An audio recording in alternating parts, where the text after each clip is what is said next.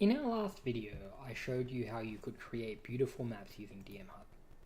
Today, I'm going to show you how you can import existing maps. There's a lot of great maps online, and with DMHub, you can import a map from an image, a video, or a UVTT file, which will have walls and doors and lights and things encoded into it. So to create a map, we just go here, we say we're going to import an image. I know that I'm going to import a Colosseum map. I'm not sure if that's how you spell Colosseum, but we'll go with it. So I guess it wasn't, two S's. So I have these maps, and I'm going to start by trying this beautiful Colosseum map by CMPQ. So when you go to import a map, what it shows you is this view where it shows you the map that you're importing, and it gives you some directions. You have to pick a square on your map and select a corner. So I'm going to select a corner there, and then it asks me to click on an opposite corner. So I'm going to click on this corner, and I just have to put it right in the center. And this gives DMHub a clue about how large the tiles on the map are. You can adjust this number if, for instance, you want each tile from your map to be a 2x2 tile, for instance, in the VTT. But I think here a 1-to-1 mapping is good. Now, the trick is that to get something really accurate, DMHub asks you to choose somewhere sort of far away on the map, like the opposite side, and to zone in on just an intersection here. And that just gives DMHub a really good idea about exactly the grid size of your map. And once you've done this, it gives you a really exact number here. It looks like these are 140 pixels. So I click finish, and it takes a moment, and then it creates this brand new map with our Colosseum.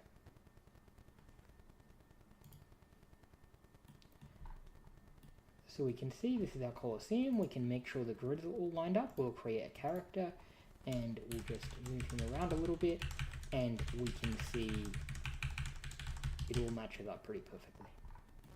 Great. Okay, now this map has these columns, and we probably don't want players to be able to move through the columns. So we go to the building editor, and what you want to do is just put down walls. And you want to go down to these invisible walls. And so we'll see this wall is a wall that blocks the creature vision, but it also blocks movement. And for these columns, I don't think we want to block vision. So we might want to go to this see-through invisible wall, which is transparent. It can be seen through or over. It doesn't block creature vision. So this is a good choice, I think, for representing these columns. And these columns are pretty straightforward. I think we just want to block them out like this. You could, I guess, say that this should be blocked out. That's a bit hard to say. I think this is pretty reasonable. So I'm just going to draw these nice little rectangles around here. And this should just make it so characters can't move on there. Then we probably want to make it so the edges of the arena the characters can't move onto. So I would use the shape tool, and we can turn off snapping to grid. An easy way to do that is just hold down the control key while I'm doing this, and it won't snap anything to the grid. So you'll have to make a judgment call about how far you want players to be able to go, but I can just do something like this and just approximately draw along the edges and so forth. Then I can just scroll over. I can draw in one big shape here. I'm just gonna click, and this looks like an entrance. So we might use that in a minute to allow players to enter the map. So let's do that. Okay, so we can test this out really quickly. We can show token vision. So this doesn't occlude the token's vision at all, but it does mean that the token can't move on those columns. The token is not considered a legal movement to move outside the map. It's going right there. So that looks pretty good. We have our map all set up, and our players will be able to move around it and so forth.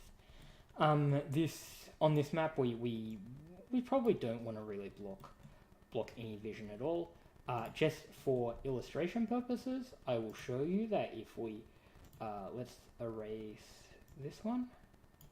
I'm drawing shapes here, not rectangles. Turn to erase off. One more time. Okay, we erase that one, and then we can go to the regular invisible wall. And if we're doing this, we might want to be more accurate because it's not just movement, so we don't want to lock out just this cell. We want to probably get the shape pretty accurate so that the vision occlusion looks reasonably good. So we can do that, and then if we look at the token vision now, we can see that you can't see through that column. But you might say, well, I want to see the column, I just don't want them to be able to see past the column. So what we can do is erase that. And there's a third type of wall, which is the one direction see-through wall. And so this will block vision, and we'll do something similar. And we see that these little arrows point inwards, meaning that you can see the column, but you can't see past it. So we can see that all those three modes are possible. Now, something that's pretty common is you download a map and you say, okay, this map, it looks gorgeous, which this really does. But I have a certain setup in my adventure and I don't want to quite use it as is. I want to add something to it. I think that that's a really common experience with a lot of different content you might download. So I'm going to show you how you can add to this map. And what I'm going to do actually is, by default, maps get set to be like underground, so they don't have any external lighting on them. But I'm going to drag this map above ground, which means that it'll get sunlight on it, which on many maps actually looks pretty good. This map you can, I think they have night and day variations of this map, but you can see that I think that our day-night system actually looks pretty good on it by default. And this is a Colosseum, so under a Colosseum, you have like the dungeons and everything where the gladiators are kept, right? So I'm going to add a new floor. I'm going to call it the underground. And this new floor, I'm going to add some stairs. So let's have some big long stairs that are going to emerge, and you'll see that I'm putting them in the underground layer, and I'm kind of linking them with the entrance to the arena here. And I'll expand this a little bit. Expand the map, and the players would see a black void back here if they're out here, but I think that's fine.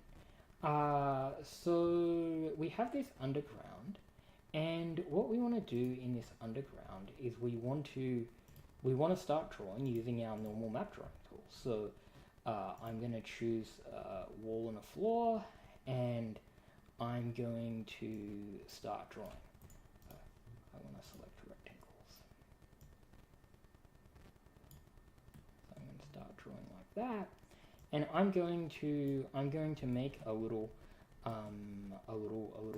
passageway, and I can probably just turn off the upper layer for right now. We're drawing the underneath of the arena. What's under here? So you can watch the previous video if you want details of how to make this look all nice. I'm not going to get too into the details. I can't resist doing a few nice things. So I'll put some lights on the way out. Maybe there's some lights here. This tile floor probably looks a bit too fancy.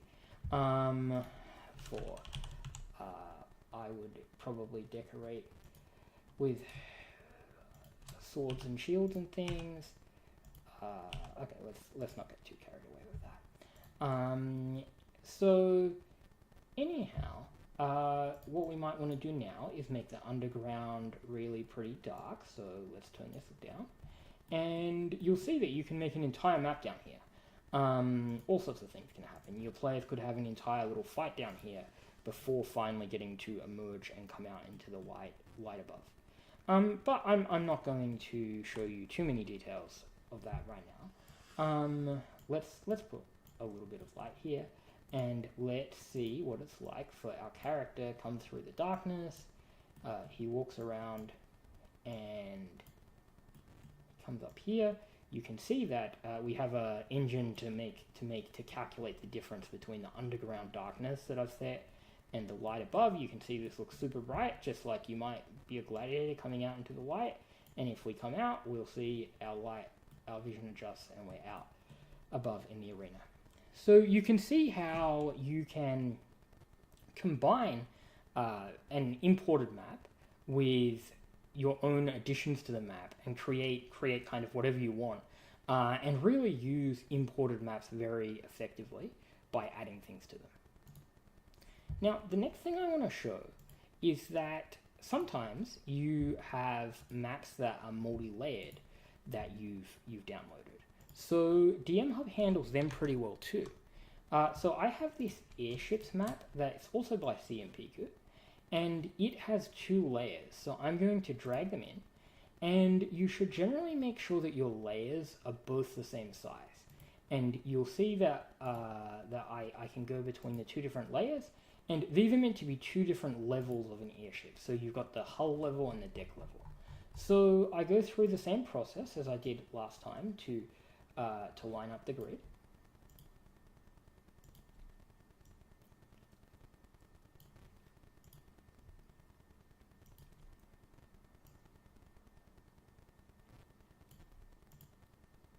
Perfect.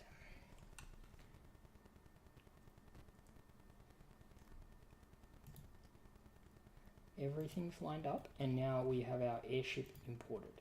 And you should verify that the top level of the airship is the correct one. So we can see here that you put the hull level on top, but that's okay, just rearrange them. You can just drag and drop, and so you might want to name your levels appropriately, and now our airship is imported. Now, once you've imported it, again, you can go ahead and go to the building editor, and this time you might want to use just the regular invisible wall for a lot of these things, and I would probably so you can just draw, you set it to walls only mode.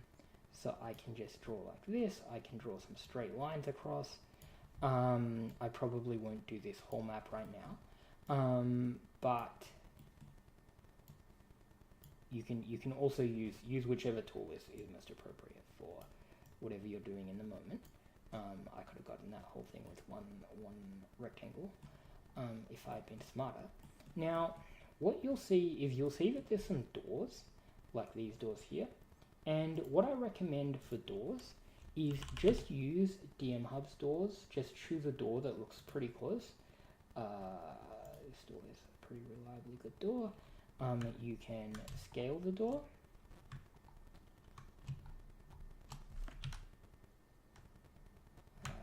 Use control and scroll wheel and scale it. Put the door down. Put it down. Put one here. Put one here. For double doors have a flip door, which you can use to make sure you get your double doors facing each other. And you'll see that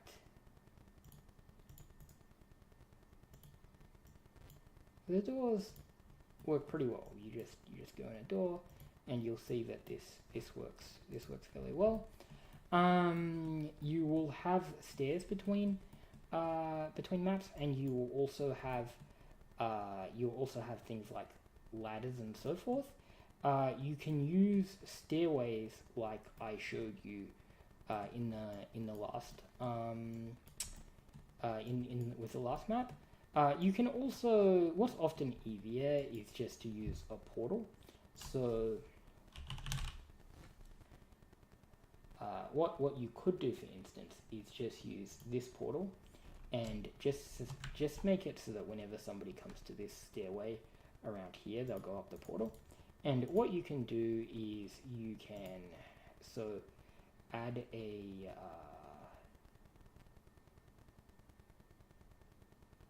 teleporter and just call it something like stairs. So you just have to make sure this matches what's at the top.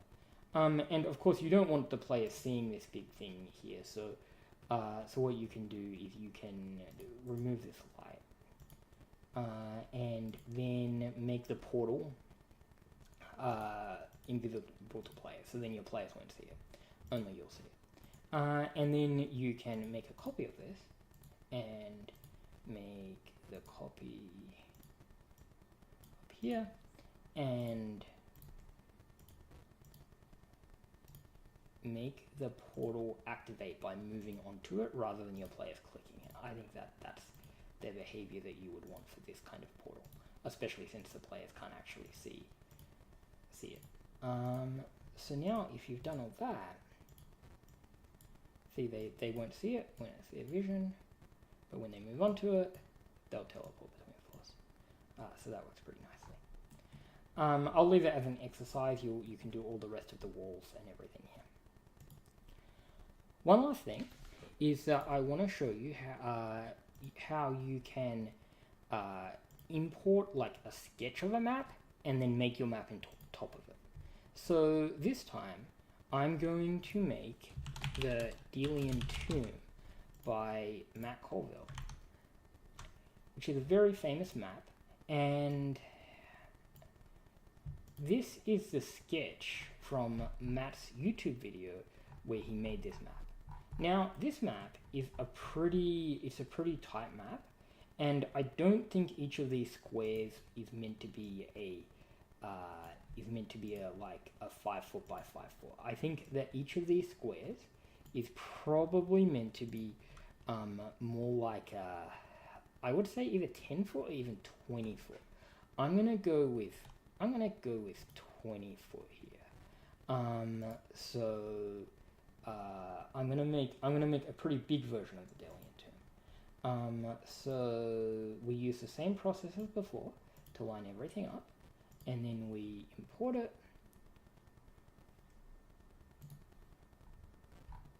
Okay, so here it is, all imported. And if we wanted, we could go super old school and we could just draw invisible walls, have our players play like this. But what you can also do is you can very, very easily start to use all of our map drawing tools, and you can draw out the Delian Tomb, and it's super easy to just draw on top of this. So you can just draw it all out.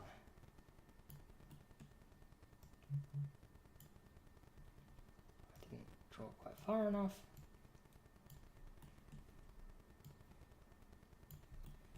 And you'll see that very quickly you'll have the basic outline done. And then what you can do is you'll see that within the main floor you have the primary layer and the map layer. So we can just turn down the primary layer just to sort of see what's underneath if we want to remind ourselves at any moment what's underneath. And so we can start getting objects that match these what we see. We'll get this altar thing here. This is some kind of ball here. Yeah, this jade ball probably will do. So we'll make this big jade ball, and then we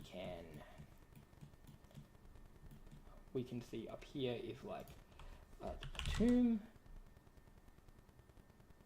So we'll do something like this.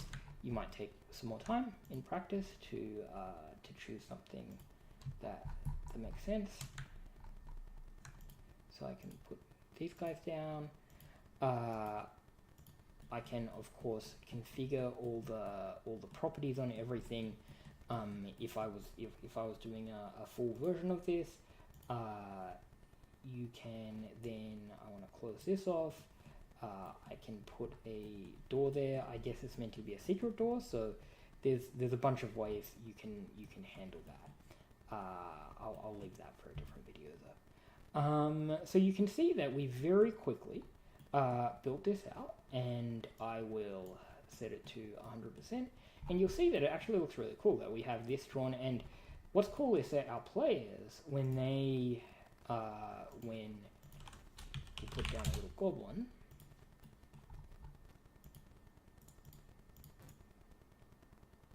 when our players move around, they'll have no idea that there's this white map out there. They just see this totally finished thing. The map is something out here, and then you can of course decorate the inside as much as you want. You can put an overground layer if you want, where you could fill it up with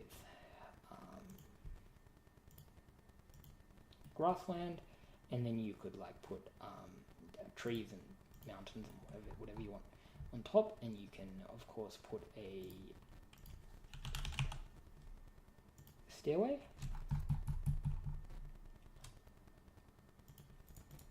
and have your characters enter like that. They can see the stairway. They'll be able to enter the tomb. So there you go. You can see, I'll leave it as an exercise for you to make the Delian tomb look much nicer, but that gives you a starting point. So this will hopefully give you a really good summary of how you can use imported maps to enhance how you use DMHub.